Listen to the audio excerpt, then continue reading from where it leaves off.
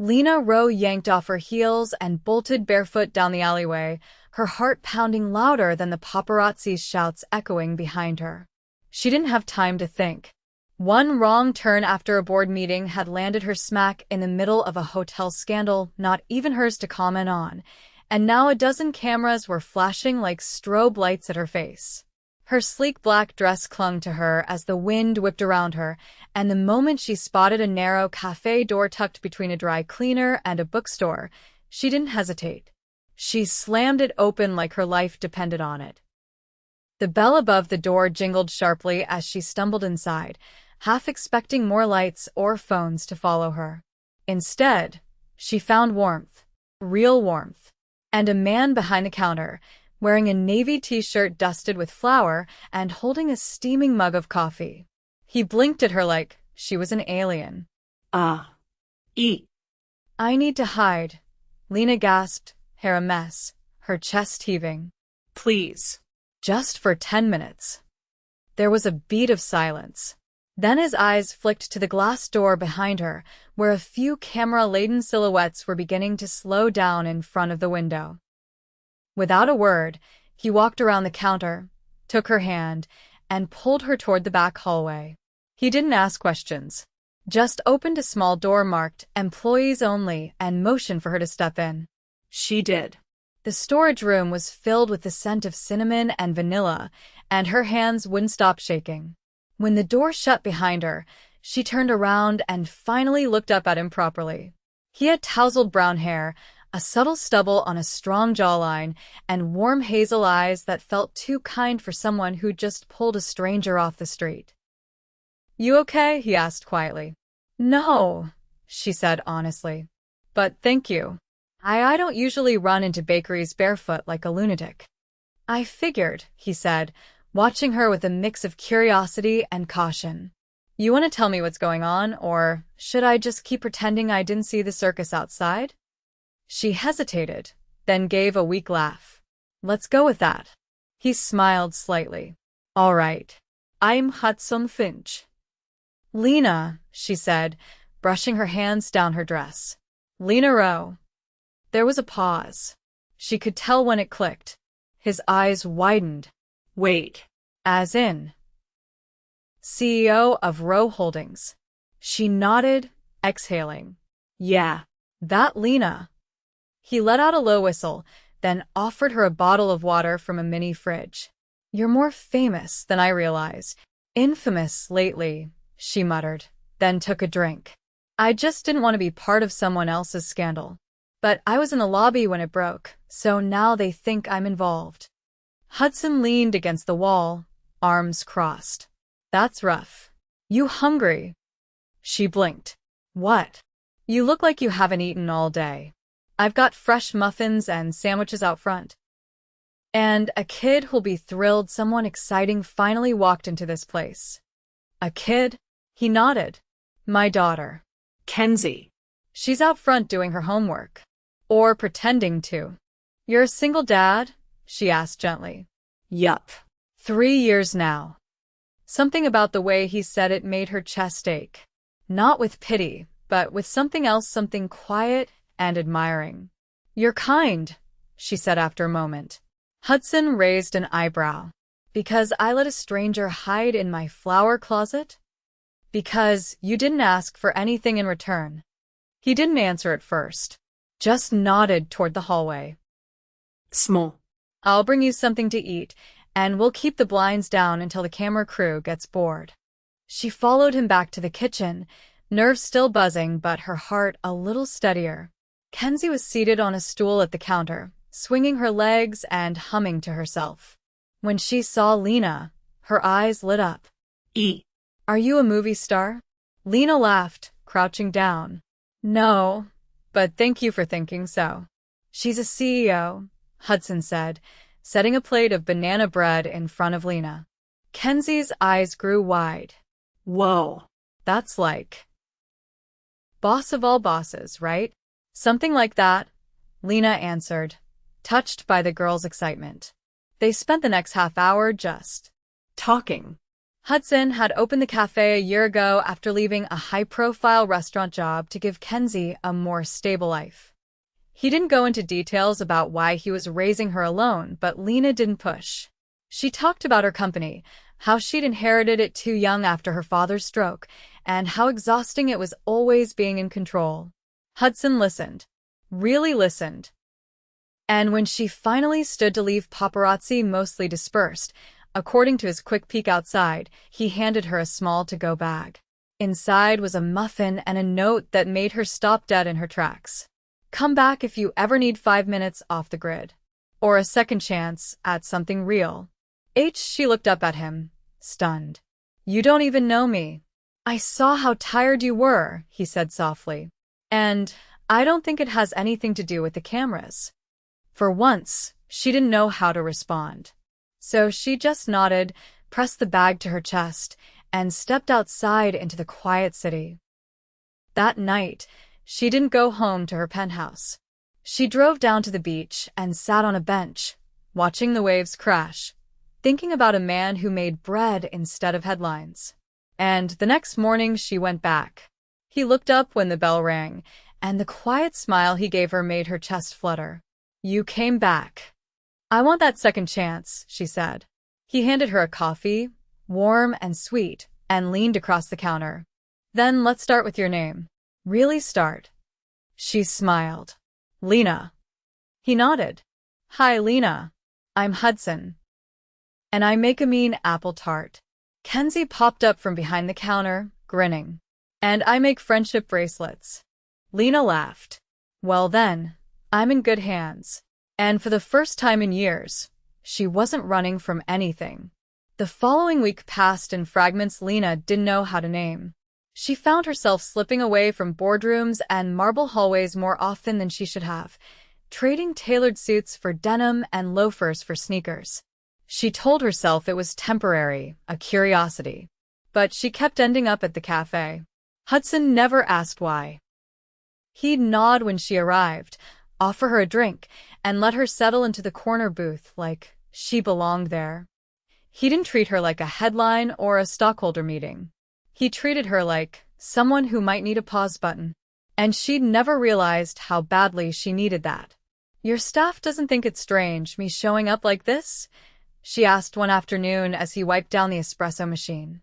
He glanced over his shoulder. They think you're probably on the verge of a nervous breakdown. But they also think your tips are too good to question it. She laughed, shaking her head. I don't tip that well. You slipped Maddie 100 just for remembering your name. She remembered my favorite drink without asking. She does that for half the neighborhood. She's worth twice that then. He chuckled, setting the cloth down.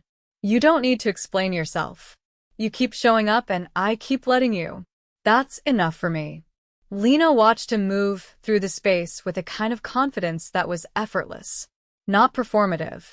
Just grounded. He never seemed to rush, never seemed to care who was watching. It was infuriating, in the best possible way. Kenzie wandered out from the back of the cafe, wearing a glitter-covered headband and dragging a cardboard box behind her. Daddy, can we do the book swap today? Hudson checked the time. It's a little early, kiddo. You got your reading log done? I read 2 chapters. That counts. He opened his mouth to reply, but Lena was already rising. I'll trade you, she said. Help me pick a book, and I'll quiz you on your chapters. Kenzie considered this like a business proposal, then nodded solemnly and led her to the corner shelf where second-hand books waited in uneven stacks. Hudson watched them from the counter, an unreadable expression on his face. After they picked out a paperback with a cracked spine and a dragon on the cover, Kenzie sat cross-legged on the floor while Lena asked about the story. Kenzie's answers were fast and animated, full of detours and made-up names, and Lena found herself completely charmed. When the quiz was over and Kenzie wandered off to draw in the back room, Hudson walked over, wiping his hands on his apron. She doesn't open up like that with many people. Lena looked up. She's easy to talk to. You are with her. She blinked. I don't usually get that. You're not usually around people who look at you without expectations. Lena looked down at the book in her lap. I don't think I know what that feels like anymore. He hesitated, then sat across from her, elbows on the table. You ever think about walking away from it all? She didn't answer right away. The easy reply was yes. But the truth was more complicated. My father built that company from nothing. I watched him work himself into the ground for it. Giving it up would feel like betrayal. But staying feels like drowning.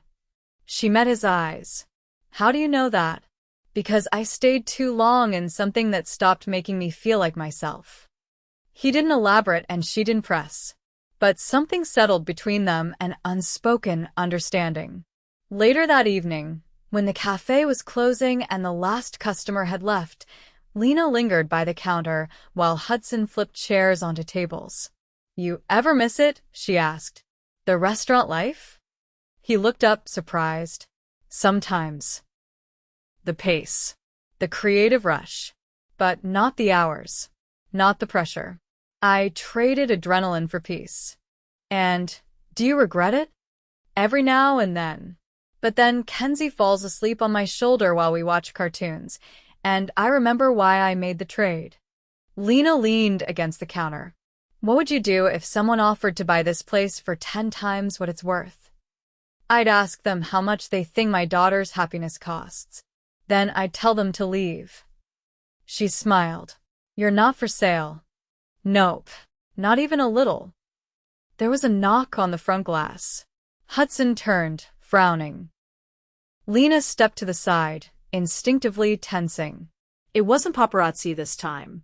It was a tall man in a tailored coat, holding a briefcase and looking impatient. Hudson unlocked the door partway. We're closed. The man peered past him. I'm looking for Lena Rowe. Lena stepped forward, brows lifting. Mr. Kavanaugh?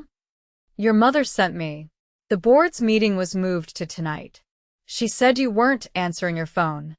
Lena's stomach dropped. She hadn't looked at her phone since late afternoon. Tell them I'll be there in 20 minutes. The man nodded and walked away without another word. Hudson shut the door quietly. You okay? She rubbed her temple. My mother's probably halfway through a scotch and a lecture. You want company? She shook her head. No. But thank you. He didn't try to talk her out of it. Just reached behind the counter and handed her a paper bag. What's this? Dinner. You'll forget to eat otherwise. She swallowed hard. You don't have to, I know. Go. She left with the bag still warm in her hands. The board meeting was brutal. Her mother's tone was sharp, the questions relentless. They wanted statements, explanations, reassurances. Lena gave them what they needed, but her mind wasn't there. It was still in the cafe, in the quiet, in the way Hudson had looked at her like she wasn't just a crisis waiting to happen. When she finally got home, she opened the bag. Inside was a sandwich wrapped in parchment and a note scrawled in ink. You don't owe the world your soul. Save some for yourself. Her hand trembled as she folded it back up. The next time she arrived at the cafe, it was early. Hudson was stacking crates behind the counter and barely looked up when she walked in. You're here before the rush, he said. I needed to see something real before I forgot what it looked like. He didn't stop working. You forgetting already? Almost did. He paused, then nodded toward the kitchen. Come help me with the croissants. They're being stubborn. She blinked. You want me to bake? I want you to try something you can't control for once. She rolled up her sleeves. Lead the way. Flour dusted her palms. Butter stuck to her knuckles. She twisted the dough wrong twice and ended up laughing harder than she had in weeks. Hudson didn't correct her. He just watched with quiet amusement and guided her through it without condescension. And when Kenzie came in later, still in her pajamas and yawning, Lena helped tie her shoes without thinking. Hudson watched her for a long moment, then turned back to the oven. He didn't say it. But something had shifted. And Lena felt it too. Whatever this was, whatever it was becoming, it wasn't just about hiding anymore. The first time Lena saw Hudson outside the cafe, he was standing in the pouring rain with a paper grocery bag tucked under one arm and Kenzie perched on his hip, both of them laughing like they hadn't noticed the downpour. She was in her car across the street, staring through the windshield like she'd forgotten how to move. She hadn't even meant to be there. Her driver had taken a wrong turn after a client dinner uptown, and the moment she saw the bakery's sign flickering against the gray sky, she told him to stop. She stepped out without an umbrella, heels sinking slightly into the wet curb, and crossed the street as water soaked the hem of her coat. Hudson spotted her first. His expression didn't change, but he adjusted Kenzie in his arms and nodded toward the awning of the flower shop next door. "Didn't expect to see you here," he said once they were out of the rain. "I could say the same," she replied, brushing wet strands from her temples. "What are you doing out this late?" "Needed ingredients," he said, lifting the paper bag. "Cinnamon and eggs." Kenzie insisted on making her teacher a birthday cake. Kenzie grinned. "Ms. Holloway loves cinnamon."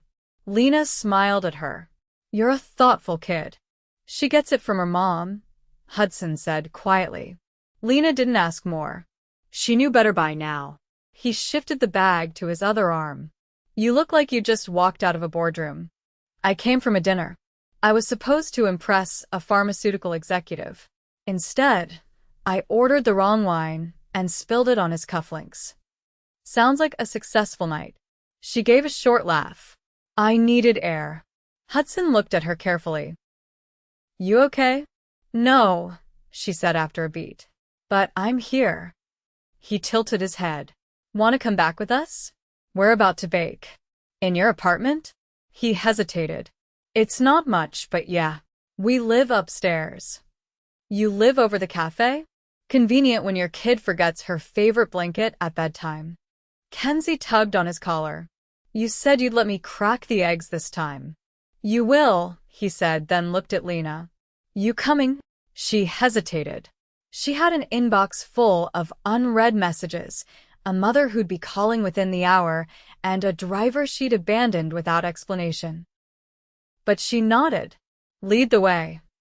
Upstairs, their apartment was small but warm. The ceilings were low, and the furniture mismatched, but it smelled like vanilla and old books. Kenzie immediately kicked off her shoes and ran to a cupboard, pulling out a mixing bowl nearly half her size. Hudson handed Lena a towel for her wet coat and gestured toward the kitchen. "You can sit if you want. Or stir." "I'll stir," she said, rolling up her sleeves. Kenzie climbed onto a stool and began cracking eggs with intense concentration. One shell fell into the batter, and she fished it out with her fingers. "Do you always bake this late?" Lena asked, reaching for the sugar. "Only when the cake's for someone important," Hudson said, measuring flour. "And when bedtime's negotiable." Kenzie grinned. "I already brushed my teeth. That counts." Lena laughed.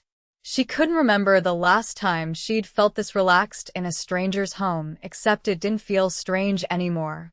It felt like she'd stepped into a life she hadn't realized she was missing. Hudson glanced at her as he stirred. "You ever bake?" "My chef in college banned me from the kitchen. I tried to make toast and nearly set off the sprinklers." "Talented," he said dryly. "I like to think so." He handed her the whisk. "Try not to burn anything this time." She stirred, slower than necessary, just to prolong the moment. Once the batter was poured and the oven preheated, Hudson leaned back against the counter, arms crossed. His shirt was dusted with flour again, and Lena found herself watching the way his mouth turned upward when Kenzie hummed to herself and began decorating the counter with sprinkles. "You look like you've done this 1,000 times, she said quietly. "Probably more." "Not just the baking. The life. With her." Hudson didn't look away from Kenzie. "It wasn't the plan. But it's the best thing I've ever been handed." She swallowed. "You talk about her mom sometimes." "Sometimes." "Was it hard, losing her?" He nodded. "Harder than anything." "How did you survive it?" His eyes finally met hers. "I had no choice." Kenzie didn't give me the option. Lena nodded, something tightening in her chest. You don't talk about your dad, he said. She looked down at the counter. He wasn't warm. He was brilliant and impossible. I spent most of my childhood trying to impress him, and the rest trying not to disappoint him. Did you? I don't know, she said. He died before I could stop trying. They stood in silence for a moment, the timer ticking down behind them. Then Kenzie tugged on her father's sleeve. Can Lena stay for cake? Lena blinked. Hudson looked at her. Up to her. I should go, she said automatically. Kenzie's face fell. But Lena added, I can stay for one slice. The cake was cinnamon vanilla, with too much frosting and uneven layers. It was perfect. They ate on the couch, legs tucked under them, plates balanced on napkins. Kenzie fell asleep halfway through her second slice, head lolling against her father's shoulder. Hudson gently eased the plate from her lap and carried her to her room. When he returned, Lena was standing by the window, staring down at the street. She's incredible, she said softly. She is. You're a good dad. He leaned against the wall. I try. They didn't speak for a moment. The room felt full in the quiet way that only came when nothing needed to be said. Then Hudson walked over and stood beside her. You don't have to keep running, you know. I'm not sure I remember how to stop. He looked at her, steady and certain. Then let me help you remember. Her breath caught. He didn't touch her, didn't move closer, just waited. And Lena, for the first time in years, didn't feel the need to analyze or outmaneuver or calculate the risk. She just nodded. I don't know what this is, she said. We don't have to name it yet, but I want to find out. He smiled slowly. Yeah. Me too. Outside, the rain had stopped. The street was quiet. And for the first time since she'd ducked into that cafe, Lena felt like she wasn't just avoiding something. She was choosing something. And it felt terrifyingly right. Hudson stood still as Lena stepped out of the elevator into the cafe at dawn, her coat folded over one arm, a paper cup from another shop in her hand. I didn't sleep, she said without preamble, glancing around the empty space. I walked for a while, ended up near the river, then here.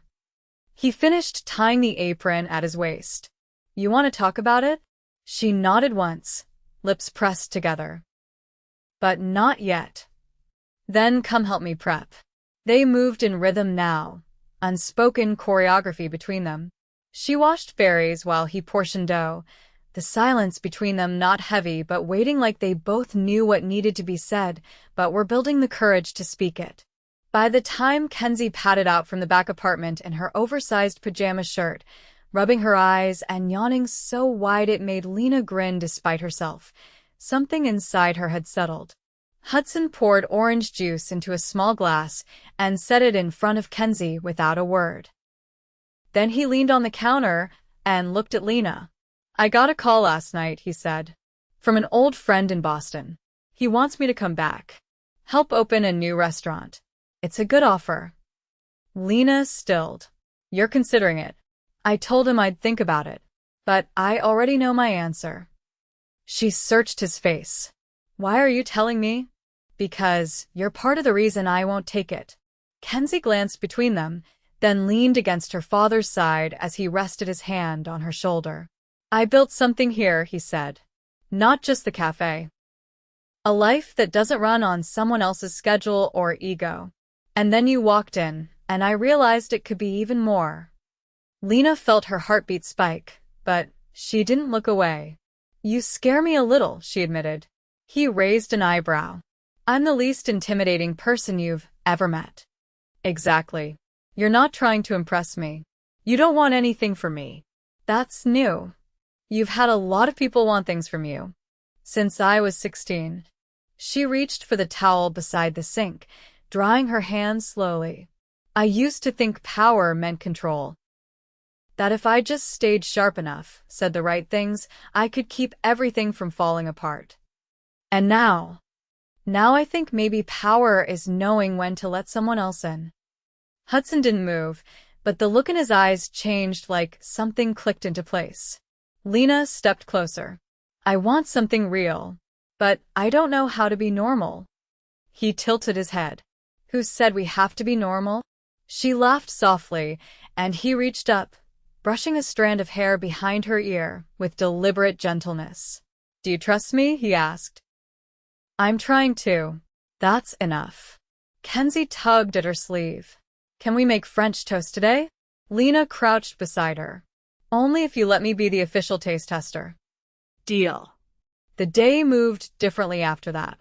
Lena stayed through the morning rush, helping take orders and wipe down tables. No one blinked twice at her anymore. The regulars had adopted her without fanfare, and she found herself slipping into the rhythm more easily than she ever had at any of the networking galas or charity luncheons she used to attend. Mid-afternoon, her phone vibrated with a name she hadn't seen since the last quarterly earnings report. She ignored it. Later, as Hudson tucked Kenzie into bed with a whispered promise of pancakes the next morning, Lena stood by the window in the apartment's small living room, watching the lights flicker on in the buildings across the street. She heard his footsteps behind her, but didn't turn. I got an email from my assistant, she said. The board's threatening to call a vote if I don't clarify my role. They don't like that I've gone quiet. You going to clarify? I'm going to resign. He didn't speak, just waited. I've spent years trying to be someone I thought my father would respect. But he's gone, and I don't want to be a ghost in his suit anymore. Hudson stepped beside her. What will you do instead?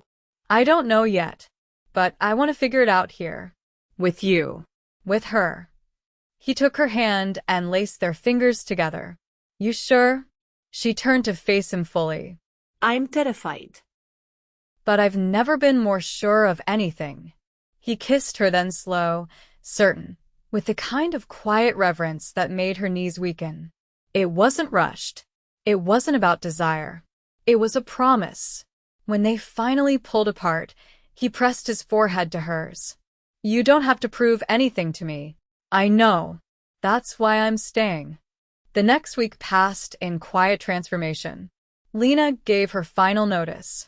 The business press exploded, headlines speculating about coups and scandals. She didn't respond to a single call. Her mother showed up at her apartment door, sharp-eyed and demanding answers.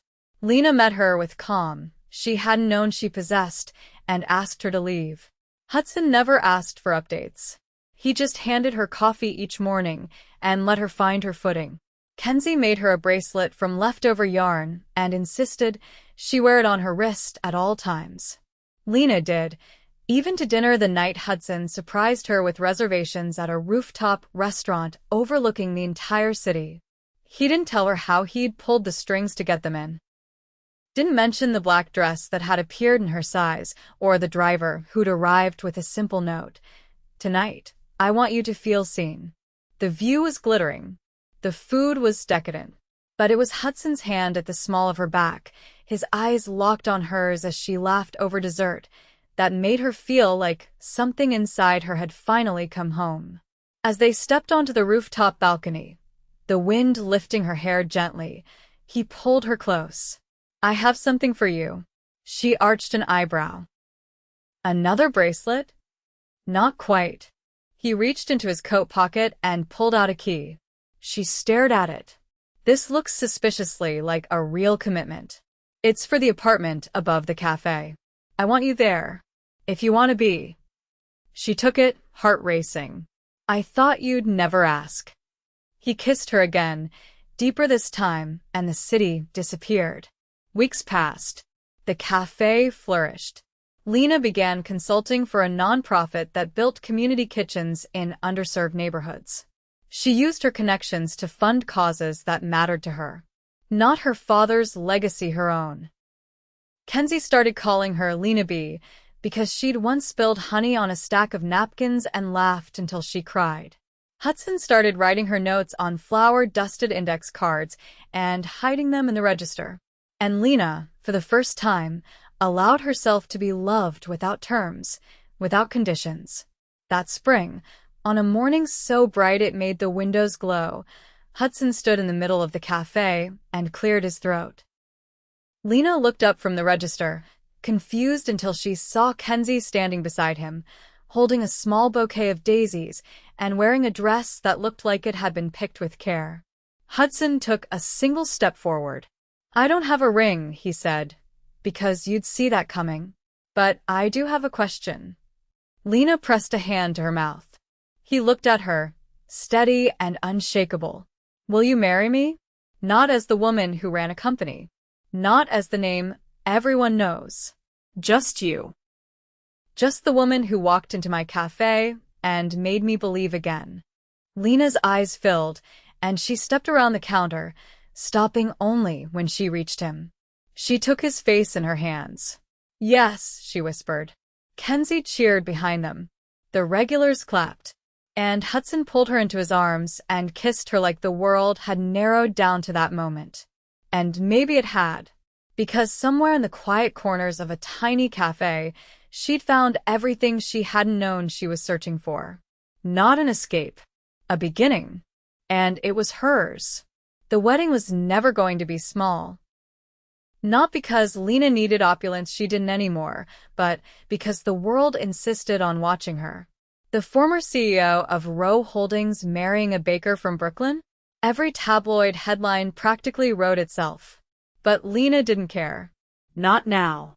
Not after everything they'd built. She stood in front of the mirror in a converted greenhouse behind the cafe, a space Hudson's friends had transformed with climbing roses and glass chandeliers strung from the rafters. The late afternoon sun filtered through the walls, bathing the room in golden light. Her gown was simple. Ivory silk, no train, no veil. Just a single daisy pinned behind her ear, a gift from Kenzie that morning. Maddie, now her closest friend and the cafe's unofficial event organizer, handed her a bouquet wrapped in linen ribbon. "They're starting to arrive," she said, adjusting the strap of Lena's dress. I've never seen Hudson this nervous. He's pacing like the espresso machine's broken. Lena smiled. "The espresso machine's broken." Oh. "Then that explains it." Maddie grinned. "You ready?" Lena turned toward the mirror again. She looked like herself. Not the polished executive version they used to photograph for Forbes covers. Not the sculpted figure from Gala nights. Just her. Soft around the edges. Steady. Whole. I've never been more ready for anything. Outside, the cafe's garden had been transformed into a dream.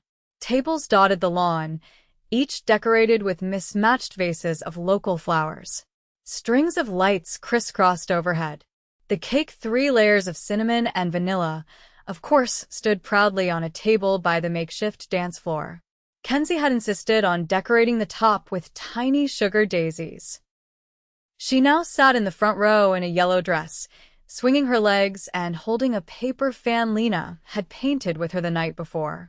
Hudson stood at the altar beneath an arch of ivy and soft white blossoms, his dark shirt rolled at the sleeves, his hands folded in front of him.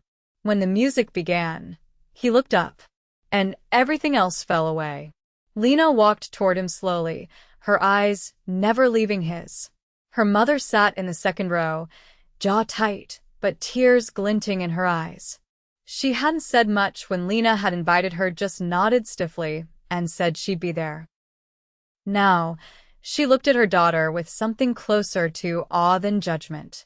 When Lena reached him, Hudson took her hand and brought it to his lips. "You're here," he said softly. "I always was," she replied. The officiant spoke, but Lena barely heard. She was watching his face, the way the wind played with his hair, the way his thumb traced the back of her hand slowly, as if to remind himself she was real. When it came time for vows, Hudson reached into his jacket and pulled out a folded piece of paper. Then he paused and looked up. "I wrote them," he said, "but I'm not going to read them." Lena tilted her head slightly. "I wrote them before I understood what this was. What you are. And it felt wrong trying to say something I planned before you surprised me again this morning by waking me up with pancakes and telling me I snore." Laughter rippled through the crowd, but his eyes didn't leave hers. So instead, I'll just say this. You make me brave. You make me calm. You made me believe that love doesn't have to be loud to be real, that it doesn't have to hurt to mean something. I love you because you're the strongest person I've ever met, and you still let yourself be soft with me. You let me see you. I'll spend every day trying to be worthy of that. Lena's throat tightened, but she didn't look away. She reached into her bouquet and pulled out a small piece of folded paper. I didn't write mine, she said, voice steady. I tried, but it kept sounding like a press release. More laughter. Hudson's smile warmed. So this morning, I asked myself what I would say to you if we were standing in the kitchen, just us, flour everywhere, Kenzie singing off-key in the other room. And what I realized is this. You are the first choice I've ever made that wasn't about obligation or expectation. You are mine because I choose you, not because I need you.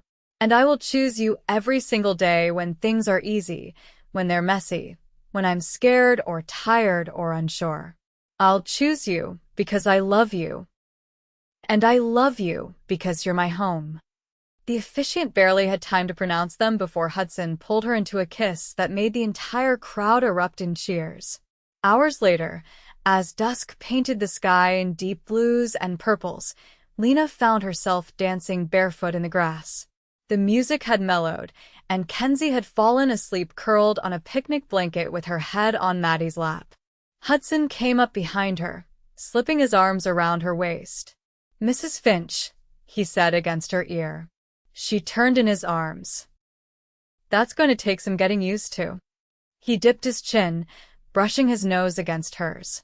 "I kind of like the sound of it. Do I get to keep Rowe in there somewhere? As long as you promise not to use it to take over my cafe." She laughed and leaned her forehead against his chest. "No promises." They swayed like that for a while, the chatter of guests fading into background melody. Eventually, he pulled back just enough to look at her. "What if we disappear for a few days?" "You mean a honeymoon?" "I mean, I booked a cabin by the lake." No cameras. No phones. "Just you, me, and a grill I plan to burn dinner on at least twice." "You did that. I wanted to give you something that felt like peace." She kissed him again, slow and unhurried. "Then let's leave tonight." They did. They left the cafe in Maddie's capable hands, arranged for a neighbor to check on Kenzie who, according to her sleepy protest, wanted to go with them and start a family band, and disappeared into the woods. The cabin was small, with creaky floors and a fire pit out back. They slept in late, curled against each other, and woke only to the sound of birds and the occasional crackle of the fire. Hudson tried to grill. Lena tried to read. They mostly ended up lying in the hammock he strung between two trees, watching the wind ripple through the leaves. On their last night, she sat beside him on the porch as the stars came out, her feet tucked beneath her. "You're really not going back to it," he said, voice low. "No," she said. "I'm not. I've already started the paperwork to dissolve my shares and redirect everything to a foundation in my father's name. It's not mine anymore. And it never really was." He looked at her, something proud in his eyes. "You're incredible." "I'm free," she corrected. "And that's because of you." After they returned, Lena moved fully into the apartment over the cafe. She helped expand the kitchen, brought in a contractor to add a small reading nook for Kenzie, and started hosting Saturday morning story hours where she read to neighborhood kids while Hudson served cinnamon rolls the size of dinner plates. They made a life with no script. Some days were chaotic. Some were quiet. But every one of them was woven with laughter, with warmth, with something steady and sacred.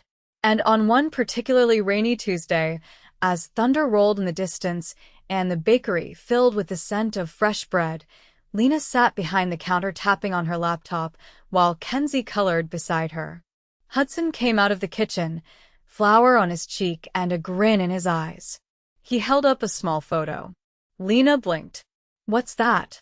"The sonogram." She stood so fast the stool tipped behind her. Kenzie gasped. We're getting a baby? Hudson crouched beside her. Looks like it. Kenzie clapped her hands, then looked up at Lena. Can I name it? Lena laughed through the tears that had already started. We'll talk about it. She looked at Hudson then, and he looked at her, and there were no more words needed. They had built something from nothing. And now they were building even more. Together. Always.